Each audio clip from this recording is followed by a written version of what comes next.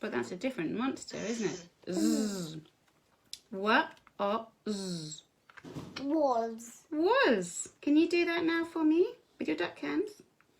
What or was. And then can you read it here with your duck hands? What or was. Good girl. E, any. Any. Have a go. What are those monsters? Can you follow them? Any. Well done! Any. Any.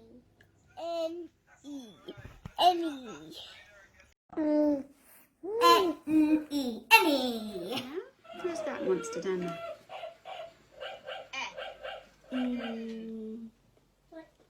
Okay, now do you want to look down here and use your duck hands?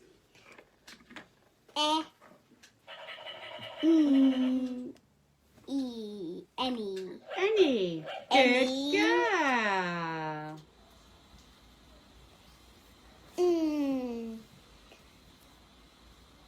And what is this? What's that monster sound say again? E.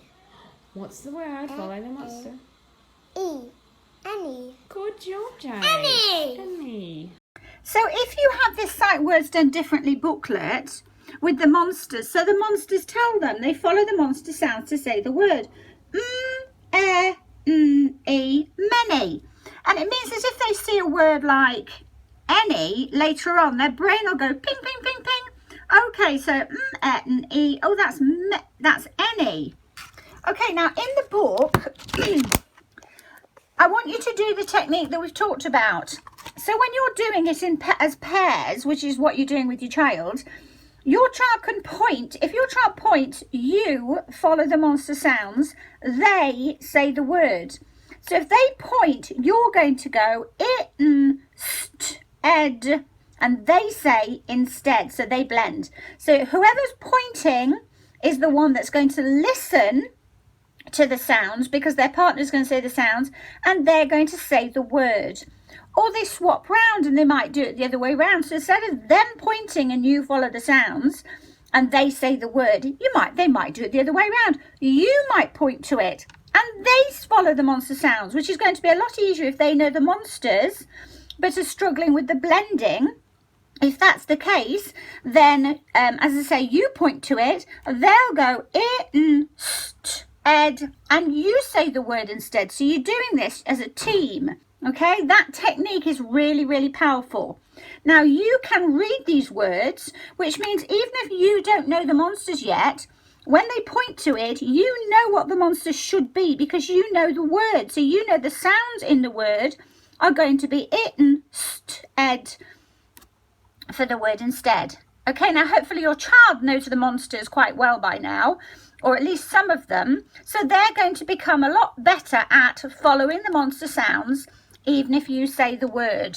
So as I say, if you've got this Sight Words Done Differently book, it's brilliant for all sorts of things, but make sure that as partners, let's just choose random word, just as partners, like here, if they say, Mummy, what's this word? They can point, you'll follow the monster sounds. Asked, and they say asked. Or if you follow them, asked, and they can't hear it, then yes, okay, give them the word. So then you'll do word sounds word. Asked, asked, ask. Then you might have a discussion about whether you do say asked or do you say asked, in which case that monster would have to disappear and you would use the R monster, wouldn't you? You'd use the R monster instead. Those discussions are absolutely priceless. But like I said, the quicker they know the monsters, the quicker they'll be able to go. They'll say, I'll follow the monster sounds, Mummy. So you would point and they'll go good, and then you can say good. Or what happens is they'll follow the monster sounds and they'll say the word as well on their own. Now, as you saw, we obviously also show the word as they'll see in a book when they're just reading. But when they're checking their high frequency words, so they're checking they can code map them, it, n, st, ed, having a look at those patterns, the phoneme to grapheme mapping, and also spelling it. So we're practicing decoding, encoding. We're always mapping those phonemes to graphemes. But when they're going through the book, you can hide the code mapped and monster mapped words, and they've got to just see if they know, or you can even photocopy and what have you. So when they're checking the word, let's say they come to this word, they can't remember what the coding is. So what does the EA represent in the word or what have you? Then this is what happens, and parents don't need to say anything. That, after all, is the point of all these activities and resources. I can read and spell without you. It's what the project's all about.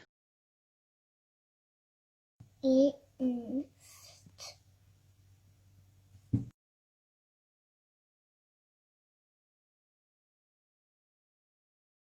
E, N, ed, instead. Instead, that's right. For many. Many. With Hi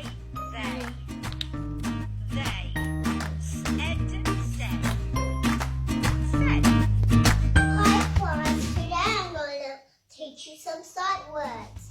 Duck level 4.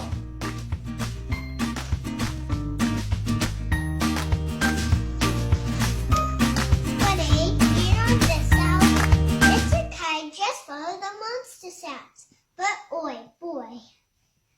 Hey Bonnie, do you know this sound? No, just follow the monster sound. Oh, girl. Look at the next page. What itch, which, what where, what when, who.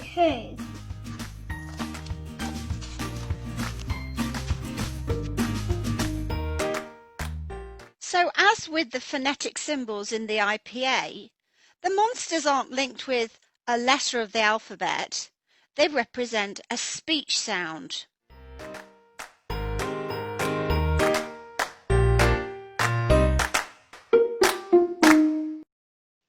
Now, I'm really excited to tell you that Kenzie, who is now a big girl and she is in prep, so she's in the first year of school, she's actually going to do some little mini clips showing the children how to follow the monster sounds to say the words for the first 100 high frequency words that we find in PM readers, which are used across Australia.